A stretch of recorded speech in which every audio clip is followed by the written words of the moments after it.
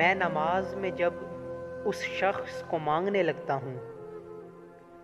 تو میں کچھ وقت کے لیے خاموش ہو جاتا ہوں۔ میری زبان میرا ساتھ نہیں دے پاتی کہ کیسے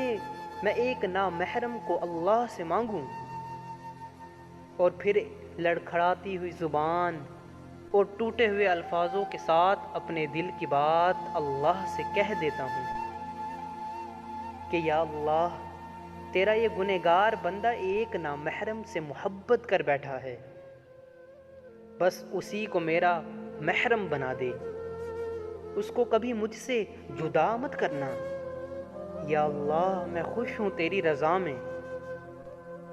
بس اس ایک شخص کو میرا محرم بنا دے۔